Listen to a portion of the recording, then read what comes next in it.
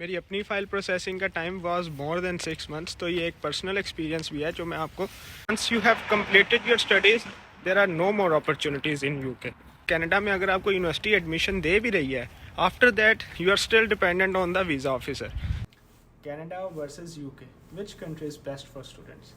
So today's video is gonna be on this all important topic, and I've been getting most of the questions from the students to make a video on this topic to discuss the pros and cons of both of the countries and tell the students which country is better to move in 2023.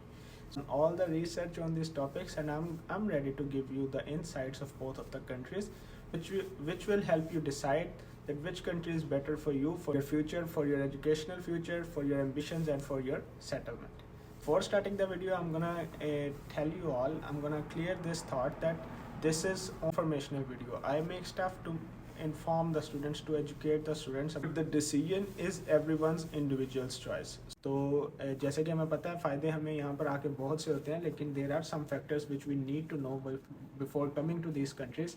यहाँ के tax reforms कैसे हैं, यहाँ का educational system कैसा है, entry किस country की ईजी है और किस कंट्री की डिफ़िकल्ट है, और कल को फ्यूचर में अगर आपने यहाँ पे सेटलमेंट का प्लान किया हुआ है, which country is better to give the settlement, तो और फीस स्ट्रक्चर्स क्या हैं यूनिवर्सिटीज़ के, सारी चीज़ें मैं जो भी इन कंट्रीज से रिलेटेड हैं वो सारी डिस्कस करूँगा, ताकि आप पहले ही एजुकेट हो कि which country is better for your future according to your plans. तो ये वीडियो बनाने का मकसद आप सबको एजुकेट करना है, not to create any competition among the two countries. So do not take any of my stipulations personally. There is no competition between the Canadians and the UK students, but I'll try explain all the things which will help all of you, the newcomers, the upcoming students who are planning to make a brighter future for themselves, to choose wisely which country is better for their future. So चलो video को start करते हैं। और जैसे video को start करने से पहले हर दफ़ा आपको कहता हूँ कि अगर चैनल को लाइक नहीं किया तो चैनल को लाइक करो, अगर सब्सक्राइब नहीं किया तो सब्सक्राइब करो, शेयर करो अपने फ्रेंड्स के साथ जो भी न्यू स्टूडेंट्स इस कंट्री में आने का सोच रहे हैं, इन कंट्रीज़ में, और जो भी बाहर जाने का सोच रहे हैं, share it with your friends, ताकि उनको इन वीडियो से कुछ सीखने को मिले। And it also gives me motivation. बहुत अच्छे से ग्रो कर रहा है चैनल, बहुत अच्छा रिस्पॉन्स मिल रहा है। So I will continue making videos on this informative topics, जो कि आप स्टूडेंट्स के लिए और न्यू इमिग्रेंट्स के लिए फ़ायदेमंद होंगे while pursuing your journey towards these countries. तो काफ़ी स्टूडेंट्स के मुझे इंस्टा पे डीएम्स आते हैं कि हमें इन दो कंट्रीज़ के बारे में डिसीजन मेकिंग में बहुत परेशानी होती है, बहुत टेंशन होती है कि हम किस कंट्री को चूज़ करें, which country is gonna be better for our future. तो मैंने सोचा इन कंट्रीज़ पे एक पूरी सीरीज़ बनाई जाए। ये जो मेरी फर्स्ट वीडियो है ये कनाडा वर्सेस यूके है, इसके बाद मैं फिर जर्मनी की तरफ मूव करूँगा, ऑस्ट्रेलिया की तरफ मूव करूँगा। तो हर कंट्री का आपको एक 1-to-1 कंपैरिजन मिल जाएगा, जिससे आपके लिए चूज़ करना आसान होगा कि which country is better according to your goals. अच्छा, तो सबसे पहले हम इनके एजुकेशनल स्टैंडर्ड्स के बारे में डिस्कस करेंगे, क्योंकि most of the students he in countries के दरमियान स्टक होते हैं। जो आपका मेन पाथवे इन कंट्रीज़ में आने का होता है वो स्टडी वीज़ा ही होता है। तो जो स्टडी स्टैंडर्ड है वो बहुत ज़रूरी है while getting to any country. तो बहुत से स्टूडेंट्स के लिए इन दोनों कंट्रीज़ के दरमियान मैं कंपैरिजन दे देता हूँ आपको, यूनिवर्सिटीज़ के रैंक्स और इनके एजुकेशनल स्टैंडर्ड्स के बारे में। तो जो एजुकेशनल सिस्टम है वो प्रॉबेबली सेम है। 4 मंथ्स की टर्म होती है पर सेमेस्टर। तो जो यूनिवर्सिटीज़ यूके की हैं वो थोड़े हायर रैंक में हैं। टॉप 100 में आपको 8-10 यूके की यूनिवर्सिटीज़ मिल जाएंगी। जो यूनिवर्सिटी ऑफ कैम्ब्रिज है वो सेकंड नंबर पे है ओवरऑल वर्ल्ड में रैंकिंग में, जो कि बहुत बड़ा इम्पैक्ट डालता है एक एजुकेशनल सिस्टम का। और कितना एलीट क्लास सिस्टम होगा यूके का एजुकेशन का, और कितनी एक्सटेंसिव रिसर्च करते होंगे। इसी तरह कैनेडियन यूनिवर्सिटीज़ भी टॉप 100 में हैं, 5-6 यूनिवर्सिटीज़ हैं, और टॉप 500 में काफ़ी यूनिवर्सिटीज़ आ जाती हैं। तो अगर हम रैंकिंग की बात करें तो यूके को थोड़ा सा एज मिलता है, क्योंकि यूके की जो टॉप 10 यूनिवर्सिटीज़ हैं वो वर्ल्ड में टॉप 100 रैंकिंग्स के अंदर आती हैं। ऑल एजुकेशनल एक्सीलेंस गेन करना है, then these two countries are not comparable with any other country in the world. तो इनकी बहुत ही अच्छी रेप्यूट है और बहुत ही अच्छा एजुकेशनल सिस्टम है। तो अब इसके बाद हम मूव करते हैं इनके फ़ीस स्ट्रक्चर्स के बारे में। तो जो यूके की यूनिवर्सिटीज़ हैं they are a bit expensive than the Canadian universities. UK में आपको पर सेमेस्टर प्रॉबेबली 6 to 7,000 पाउंड्स आपको पे करना पड़ता है, और ये हायर एंड पे भी हो सकता है और इससे लोअर एंड पे भी हो सकता है, मैं आपको एवरेज बता रहा हूँ। वाइल इन कैनेडियन यूनिवर्सिटीज़ अगर आप एज ए इंटरनेशनल स्टूडेंट आ रहे हो तो आपको 8,000 टू 12-13,000 पर सेमेस्टर फीस पे करनी पड़ सकती है। तो अगर दोनों का कंपैरिजन करें तो यूके आपको थोड़ा सा हायर एंड पे मिलेगा। लेकिन अगर हम बात करें स्टडी वीज़ा अप्रूवल की और स्टडी वीज़ा प्रोसेसिंग की, फिर यूके को कनाडा पे थोड़ा सा एज मिल जाता है, क्योंकि यूके में आपने एक सेमेस्टर की फ़ीस पे करनी होती है और आपको वो कैश लेटर दे देते हैं, आपको वो वीज़ा अपने कंट्री में आना अलाउ कर देते हैं। एक सेमेस्टर का भी आप एक डिपॉजिट जमा कराओ, लाइक फॉर 8-9,000 पाउंड या 7,000 पाउंड, आप 2,500 पाउंड्स पे करके भी उसका कैश अप्लाई कर सकते हो। While in Canada that is not the case. आपको दो पाथवेज दिए जाते हैं, STS और नॉन STS पाथवेज होते हैं। दोनों की वीडियोस अगर आपको सेपरेटली चाहिए तो मुझे कमेंट सेक्शन में बता दो, मैं दोनों को एक्सप्लेन कर दूंगा। लेकिन थोड़ा सा जनरलाइज आपको बता देता हूँ कि STS के अंदर आपने 2 सेमेस्टर की फ़ीस पे करनी होती है कनाडा में आने के लिए, और नॉन STS के लिए मिनिमम 1 सेमेस्टर की फ़ी पे करनी होती है। तो ये मिनिमम रिक्वायरमेंट्स हैं while applying for visa in Canada. While on the other hand on UK आप एक सेमेस्टर की फ़ी का 50% डिपॉजिट भी जमा करा के अपना कैश अप्लाई कर सकते हो और आप अपना वीज़ा ले सकते हो और बाकी फ़ीस उधर जाके अरेंज कर सकते हो।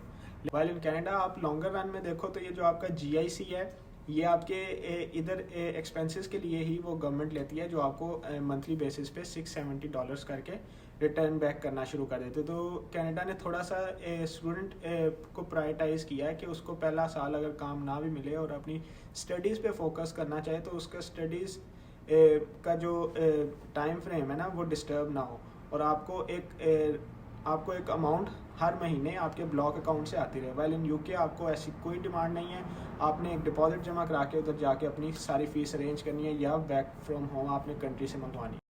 तो फ्रेंड्स, कल की वीडियो मैंने वहीं पे रोक दी थी, I continue that video today. तो कल हम बात कर रहे थे फ़ी स्ट्रक्चर के बारे में। Now I will discuss about the visa timeline. जैसे कि स्टूडेंट्स जो भी अप्लाई करते हैं, यूके करते हैं या कनाडा करते हैं, तो क्या वीज़ा टाइमलाइन दोनों कंट्रीज़ अपने स्टूडेंट्स को दे रहे हैं। तो इस चीज़ में अगर हम जाएं तो जो मैं समझता हूं जो यूके की स्टडी वीज़ा की जो टाइमलाइन है वो बहुत कम है as compare to Canada. Canada कई दफ़ा बहुत टाइम ले लेता है।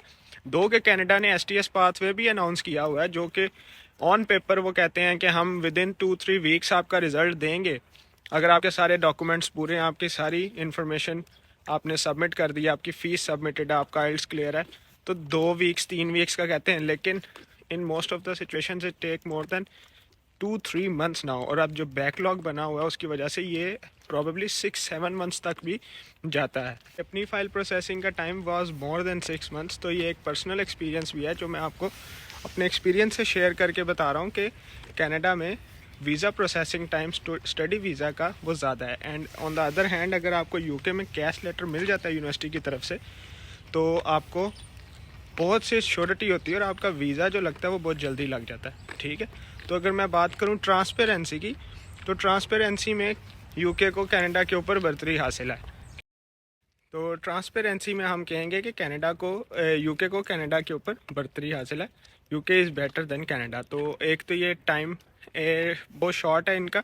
अगर आप नेक्स्ट इनटेक का एम कर रहे हो, then if you have all your documentation completed, तो फिर इजी है कि आपका ऑन टाइम वीज़ा आ जाएगा। कैश लेटर अगर आपको यूनिवर्सिटी दे देती है तो आपको मोस्ट प्रॉबेबली वीज़ा भी मिल जाएगा। लेकिन कनाडा में अगर आपको यूनिवर्सिटी एडमिशन दे भी रही है, after that you are still dependent on the visa officer. तो अनसर्टेनिटी सी नज़र आएगी अपनी वीज़ा प्रोसेसिंग टाइम में। टाइम भी कई दफ़ा ज़्यादा लग जाता है। कई दफ़ा ऐसे केसेस मैंने रिजेक्ट होते देखे हैं जो कि होना बनते ही नहीं है, और कई दफ़ा ऐसे भी एक्सेप्ट हो जाते हैं कि जिनका भी समझ नहीं आता कि क्यों एक्सेप्ट हो गए। तो ट्रांसपेरेंसी की बात करें तो UK is way more better than Canadian visa processing time. Moving on towards the settlement chances and जो फ्यूचर प्रॉस्पेक्ट्स हैं। एक तो स्टूडेंट्स इधर आ गए, मैंने आपको यूनिवर्सिटीज़ के रैंक्स भी बता दिए, वीज़ा प्रोसेसिंग का भी डिफरेंस शेयर कर दिया दोनों कंट्रीज़ का। अब मैं डिस्कस करता हूँ कि यहाँ पर आ जाएँ, यानी यूके और कनाडा में जब स्टूडेंट्स आते हैं, विच country is giving better opportunities for their future and for settlement and for their permanent residence journey. क्योंकि मुझे पता है मोस्ट ऑफ द स्टूडेंट्स जो भी आते हैं, their ultimate goal is to get the permanent residence and set their future in this countries. उस scenario में अगर देखा जाए तो UK is being very diligent towards giving good priorities to the student. मुझे पता है बहुत से स्टूडेंट्स इस चीज़ से एग्री करेंगे कि यूके आपका वीज़ा बहुत जल्दी लग जाता है, स्टडी परमिट आपका अप्रूव भी हो जाता है, but after that once you have completed your studies there are no more opportunities in UK. तो आपको सेटलमेंट के लिए बहुत हार्ड वर्क करना पड़ता है उस मुल्क में। आपको अपनी फील्ड में जॉब ढूंढनी पड़ती है और आपको वहाँ का जो भी वर्क परमिट है उस पर आपको अपनी फील्ड में फॉर 3 years फॉर 5 years आपको जॉब करनी पड़ती है रेगुलर बेसिस पे, and you have to be in the tax net. फिर कहीं जाके आप सिटीजनशिप के लिए एलिजिबल होते हो, यानी परमानेंट रेजिडेंस के लिए एलिजिबल होते हो। And the main reason for this saturation is the highest number of students which UK have allowed to come in their country after the COVID. तो during the COVID times UK, Australia, her country के ने students पे ban लगा दिया था, and all the students were aiming towards Canada. But still Canada ने अपनी जो वो एक परसेंटेज है हर कंट्री के स्टूडेंट्स की, वो बहुत मैनेज रखी, यानी अंधाधुंध स्टूडेंट्स को अपने कंट्री में नहीं आने दिया, which is the good thing I would say. तो उन्होंने अपने जो टारगेट्स हैं उनको बड़ा कंपोज रखा हुआ, और अभी तक उसी सीक्वेंस पे बड़ी अच्छी तरतीब से उसको इंक्रीज़ कर रहे हैं, और कोविड टाइम्स में भी ऑपरेशन में रहे हैं, क्योंकि मैंने खुद कोविड टाइम्स में अप्लाई किया था। 2 इफेक्ट पड़ा था हमारी फ़ाइल की प्रोसेसिंग टाइम पे और सारे चीज़ों में, लेकिन जो इनके गोल्स थे उन्होंने उनको बड़े अच्छे तरीके से अचीव किया। जैसे ही कोविड ख़त्म हुआ, यूके, ऑस्ट्रेलिया सारों ने अपने जो स्टूडेंट स्टडी वीज़ा प्रोसेसिंग के जो भी बैन्स थे वो लिफ्ट अप किए, और अंधाधुंध हर मुल्क से स्टूडेंट उन्होंने अपने मुल्क में बुलाना शुरू कर दिया, और फिर उन्होंने स्पाउस वीज़ा भी देना शुरू कर दिया है। ठीक है, इससे क्या हुआ कि उनके पास बहुत सी इनकम आ गई। यूके ने बहुत कमाई की फ्रॉम स्टूडेंट्स, क्योंकि फ़ीस आते हैं, जैसे स्टूडेंट आते हैं वो आपकी इकोनॉमी में ऐड करते हैं, ये सब कंट्रीज़ को फ़ायदा है स्टूडेंट्स का। लेकिन आफ्टर दैट उनके पास इतनी सैचुरेशन थी कि उनको स्टूडेंट्स को देने के लिए कुछ नहीं था। So what ever doing is not giving opportunities after the degree of the students. और अब जो हालात आ चुके हैं कि अभी मैं टाइम्स यूके की मैं एक रिपोर्ट पढ़ रहा था कि उन्होंने स्पाउस वीज़ा पे कम्प्लीटली बैन लगा दिया है। बहुत ही कोई सिलेक्टिव टॉप यूनिवर्सिटीज़ हैं जहाँ पे अगर आपका एडमिशन होता है तो आप अपने स्पाउस को बुला सकते हो। PGWP की जो टाइम फ्रेम है वो आपको सिर्फ 6 महीने आफ्टर द डिग्री देते हैं। आप उसके अंदर अपनी जॉब हंट करोगे तो आप आगे मूव ऑन कर सकोगे। While in Canada there are no such restrictions on these things. आपको अपनी नॉक में अपनी फील्ड में जॉब नहीं भी मिलती तो यहाँ पे नॉक्स और टीयर सिस्टम बनाए हुए हैं, उनमें आपने एक स्पेसिफिक टाइम के लिए जॉब करनी है हो स्किल लेवल पे, तो आप यहाँ पर अपने एक्सप्रेस एंट्री के थ्रू PR अप्लाई करने के एलिजिबल हो जाते हो। कनाडा का भी सिस्टम इतना इजी नहीं है, यहाँ पे भी सैचुरेशन काफ़ी हुई है, but in comparison with UK, क्योंकि हमारा ये फ़िलहाल कंपैरिजन वीडियो चल रहा है, then Canada is way more better in giving opportunities to student. और यहाँ पे आपको पता है कि इनके कुछ ऐसे एरियाज़ हैं, कुछ इलाके ऐसे हैं जहाँ पे तो अभी आबादी बहुत कम है। So they are giving more opportunities to student कि आप उधर जाके सेटल हो जाओ। जैसे अल्बर्टा है, वहाँ पे टेम्परेचर की वजह से लोग नहीं इतने सेटल होते। न्यू फाउंडलैंड है एक जजीरा टाइप इनका, इन्होंने उसे आबाद कर रहे हैं उस प्रोविंस को, तो वहाँ पे भी बहुत सी अपॉर्चुनिटीज़ ये क्रिएट कर रहे हैं फॉर स्टूडेंट्स। तो 40 to 50 मिलियन इनकी सारी जो आबादी है, तो इनको अभी भी जो वर्क फोर्स है और यंगस्टर्स की बहुत ज़रूरत है। जो स्किल्ड टैलेंटेड लोग हैं ये अभी भी उसकी दौड़ में हैं। But on the other hand UK में आगे बहुत सैचुरेशन है। ठीक है, हाउसिंग बहुत एक्सपेंसिव हो चुकी है, लिविंग एक्सपेंसिव हो चुकी है, तो वहाँ पे आपको जो उन्होंने अपॉर्चुनिटीज़ हैं वो बहुत ही क्या कह सकते हैं, बहुत ही compressed हैं towards the specific knocks and specific elite class students. Before their separation from the European Union और ब्रेग्जिट से अलहदा होने के बाद यूके ने अपनी जो रिस्ट्रिक्शन हैं उनको इंक्रीज़ कर दिया। उससे पहले स्टूडेंट्स के पास ऑप्शन होती थी कि वो शेंजन कंट्रीज़ में चले जाते थे यूके से और जाके उधर अपनी सेटलमेंट का कुछ सीन बना लेते थे। और जो दूसरी ऑप्शन सबसे ज़्यादा स्टूडेंट्स करते थे वो स्पाउस वीज़ा की होती थी कि स्टूडेंट्स खुद जाते थे और अपने स्पाउस को बुला लेते थे, तो एक बंदा काम कर लेता है, एक अपनी फ़ीस पूरी कर लेता था। But now UK is very strict towards these rules, तो ये ऐसे कोई भी फ़ाइल को अप्रूव ही नहीं कर रहे यहाँ पे एक तो स्पाउस वीज़ा का उन्होंने तो डायरेक्टली बता दिया है उनकी वेबसाइट पे भी कि अब वो कोई भी ऐसा वीज़ा अप्रूव नहीं करेंगे जहाँ पे स्पाउस वीज़ा का साथ आप फाइल लगाओगे, ठीक है। और दूसरा उन्होंने जो PGWP का फर्स्ट स्टार्टिंग फेज़ है वो 6 मंथ्स तक रिस्ट्रिक्ट कर दिया, which was suppose to be 2 years and 1.5 years in most of the cases. ये समझ सकते हो कि इतनी रिस्ट्रिक्शंस वो क्यों लगा रहे हैं, because they are not willing to get more immigrants towards their country. तो एक बहुत बड़ा सच है जो कि स्टूडेंट्स को काफ़ी को पता भी है, लेकिन I am telling towards those students who are planning to come to these countries, so these are the pros and cons आपको जो माइंड में रखने चाहिए। So now moving on towards the next point. अच्छा, तो नेक्स्ट पॉइंट जो हम discuss करेंगे वो है दोनों कंट्रीज़ के वेज रेट के और टैक्स रिफॉर्म्स के। तो जो कनाडा में मिनिमम वेज रेट वो कई प्रोविंसेस का 10.5 है, कहीं का 15.5 है। तो कनाडा में प्रोविंस टू प्रोविंस वेरी करता है, while in UK city to city wage rate vary करते हैं। दोनों के वेज रेट अगर कंपैरिजन किया जाए तो they are in comparison, there is not much difference between the prices and the wage rate. तो ऑलमोस्ट सेम ही दोनों कंट्रीज़ की सिचुएशन है। बात की जाए वर्क परमिट टाइम फ्रेम की, तो यूके आपको 1 साल की डिग्री के बाद 2 साल का वर्क परमिट देता है मिनिमम, और अभी तक इसकी वैसे अप्रूवल आई नहीं, but it's been set by that government के वो 4 साल तक एक्सटेंड हो सकता है, बट अभी तक इसकी कोई ग्राउंड रियलिटी है नहीं, ठीक है। और ऑन द कॉन्ट्रेरी अगर आप कनाडा में 1 साल की डिग्री करते हो तो आपको 1 साल का वर्क परमिट मिलता है। If you go more than 1 year, 1 and 2 years and 3 years 4 years, जितनी की भी डिग्री आपकी उसके अलावा होगी, you will get 3 years work permit. तो ये वर्क परमिट का डिफरेंस है दोनों कंट्रीज। तो अब बात करते हैं जो स्टूडेंट्स को सबसे ज़्यादा क्वेश्चन आता है कि सेटलमेंट कहाँ पे जल्दी होती है। आपको सीधे सीधे बताऊँ तो Canada is way more better in giving permanent residence to their immigrants. New immigrants के लिए बहुत ही फ्रेंडली सिस्टम है इनका, और जल्दी आपको सिटीज़नशिप मिल जाती है, परमानेंट रेजिडेंस मिल जाती है, और अल्टीमेटली आप सिटीज़नशिप के लिए एलिजिबल हो जाते हो। बात की जाए इन शॉर्ट इनके दोनों कंट्रीज़ के टाइम फ्रेम की, परमानेंट रेजिडेंस के टाइम फ्रेम की, तो यूके में मैंने आपको बताया कि प्रॉबेबली 7 to 8 years आपको लग जाते हैं, while in Canada it takes 3 to 4 years to get towards your permanent residence. इन दोनों का डिफरेंस क्या है वो मैं आपको एक्सप्लेन कर देता हूँ। कनाडा में आप 1 साल की डिग्री 2 साल की डिग्री करते हो तो आपको 3 साल का वर्क परमिट मिलता है। So after degree and your 1 year experience in Canada you are eligible to put on your file in the express entry, जो कि यहाँ का पॉइंट बेस्ड सिस्टम है, और आप तकरीबन 3-3.5-4 साल में यहाँ की permanent residence on average her student ले लेता है। टॉक अबाउट यूके, तो यूके कहता है कि आप अपनी डिग्री के बाद 5 साल यूके में काम करोगे तो उसके बाद आप अपनी डिग्री के लिए एलिजिबल, अपनी परमानेंट रेजिडेंस के लिए एलिजिबल होगे। तो ये सीधा सीधा आपके सामने सीन है कि आपको पहले तो वर्क परमिट 2 साल का मिलता है। तो ये सबसे बड़ा जो इशू वहाँ पर आता है कि 2 साल के बाद जो आपने एक्सटेंड करवाना है नेक्स्ट 3 years का work permit, that is the main. बहुत से स्टूडेंट्स को कंपनीज ऑफर दे देती हैं for the next 3 years, eligible होते हैं अगर आपकी कंपनी आपको ऑफर लेटर दे देती है, ठीक है।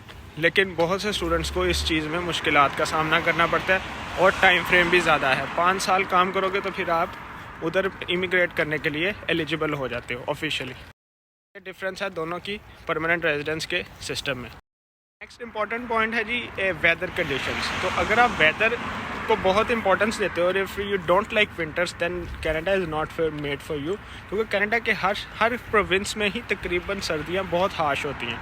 सो देयर इज़ स्नोफॉल, जैसे कि आज की वीडियो की स्टार्ट में मैंने आपको दिखाया कि रात को एवरीथिंग वॉज क्लियर और सुबह उठे हैं तो स्नो स्टॉर्म आया हुआ था। सो Canada is a bit harsh on the winters. अगर आप यूके की बात करो on the other hand, UK में आपको अच्छे मौसम देखने को मिलेंगे, और यूके में तो अब हीट वेव भी लास्ट ईयर आई थी, तो वो आप देख सकते हो कि वहाँ का टेम्परेचर बहुत हाई जाता है। तो ये जितने भी साउथ एशियन कंट्रीज़ के स्टूडेंट्स हैं उनके लिए वो प्रेफरेबल एनवायरनमेंट समझा जाता है, क्योंकि हमने कभी इतना विंटर से हमने इतना यूज़ टू नहीं है। आपको यूके को कनाडा पे पॉइंट्स मिलेंगे because of its weather condition.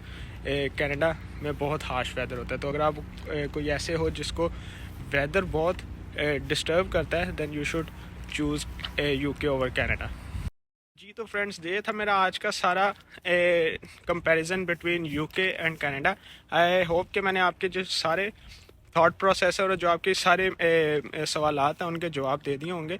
If you still have any question then you can ask me in the comment section. In short मैं इस वीडियो को सम अप करूँगा कि if your goal is to get better education, elite class education, then UK is the country for you, क्योंकि उसकी जो भी universities हैं वो टॉप 100 में आती हैं और आपको बहुत अच्छा एजुकेशनल सिस्टम देखने को मिलेगा. And if your goal is to get permanent residence and settle in a country then Canada is way more better than UK. तो आपको अपने हिसाब से फ़ैसला करना है and according to your needs फ़ैसला करना है and it will be beneficial for you. अगर आपको इस सीरीज़ में और कंट्रीज़ का कंपैरिजन चाहिए तो मुझे कमेंट सेक्शन में ज़रूर बताइएगा. और इस वीडियो को ज़्यादा से ज़्यादा अपने फ्रेंड्स के साथ शेयर कीजिएगा जो भी यूके या कनाडा का वीज़ा अप्लाई करना चाह रहे हैं. और मुझे कमेंट सेक्शन में इस वीडियो के बारे में बताइएगा अगर आपके कोई क्वेश्चंस हैं या आपको कोई फ्यूचर में किसी और टॉपिक पे वीडियो चाहिए. So this is me Abdul signing off from today's video. I'll see you in the next vlog. Take care. Bye bye. Allah Hafiz.